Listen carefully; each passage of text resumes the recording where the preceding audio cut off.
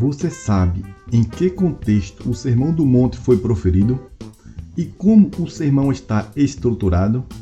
É sobre este assunto e mais detalhes sobre o Sermão do Monte que iremos falar neste vídeo. Sejam todos bem-vindos ao canal Escola Bíblica Desenhada. Se você ainda não é inscrito, aproveite para se inscrever, curtir e compartilhar o nosso canal. Ao estudar o Sermão do Monte, precisamos saber em que contexto Jesus proferiu este sermão.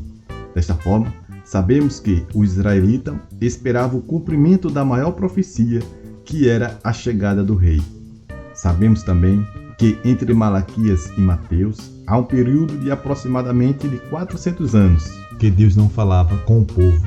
Assim, o Evangelho de Mateus irá fazer a ligação entre o Antigo Testamento e o Novo Testamento. Observamos que Mateus contém mais citações do Antigo Testamento do que os outros evangelhos. Ao total, são 53 citações e 76 alusões ao Antigo Testamento. Ainda falando do contexto, no período em que Jesus proferiu este sermão, havia, na época, 4 grupos religiosos dominantes: os fariseus, os saduceus, os essênios e os zelotes.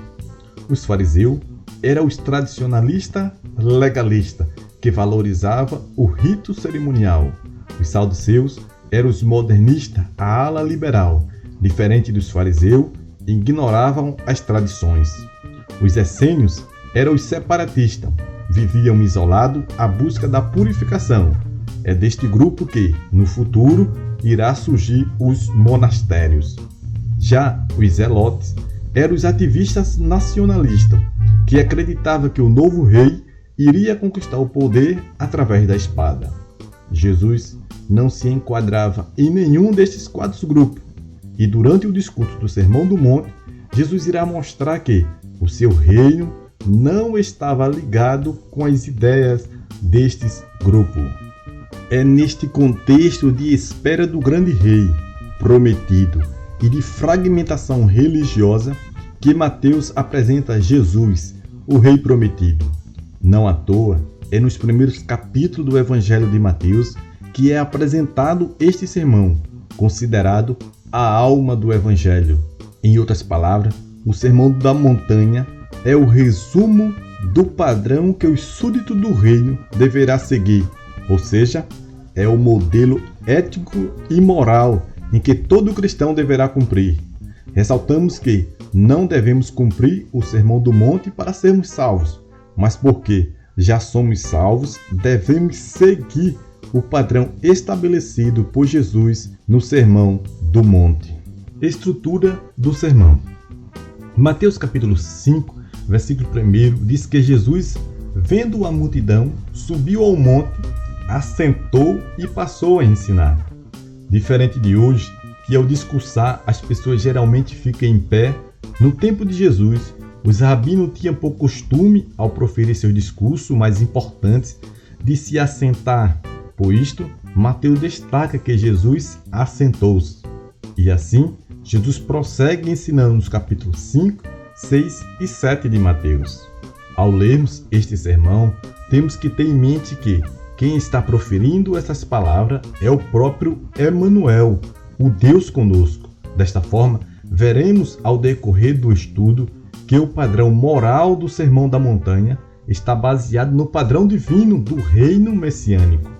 O Sermão do Monte está dividido em 5 partes: as bem-aventuranças, sal e luz, Jesus é o cumprimento da lei, os atos de justiça e declarações de sabedoria.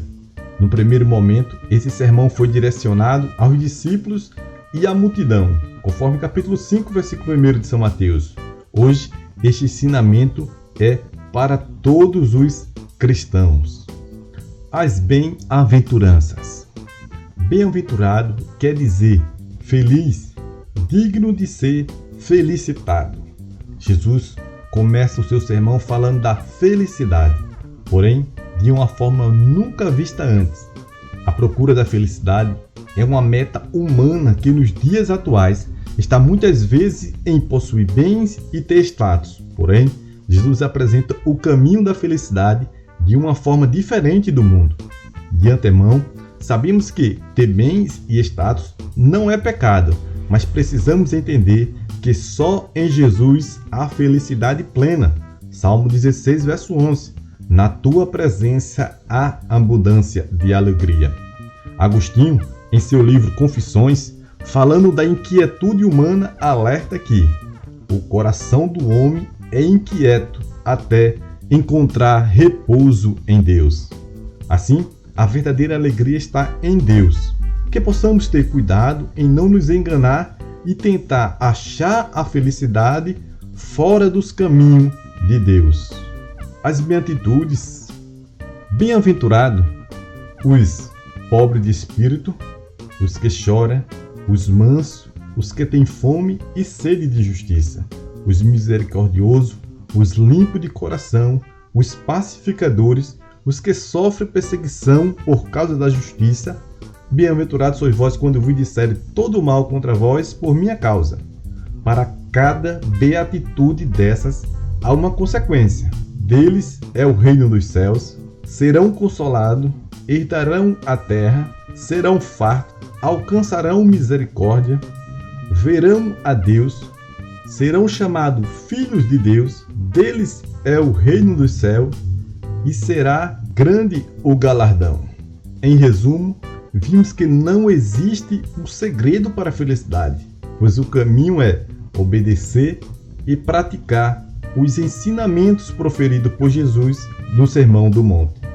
Se você gostou desse vídeo, se inscreva no nosso canal, pois veremos todo o Sermão do Monte de forma rápida e prática nos próximos vídeos. Não se esqueça, leia e pratique o Sermão do Monte. Vá à escola bíblica de sua igreja.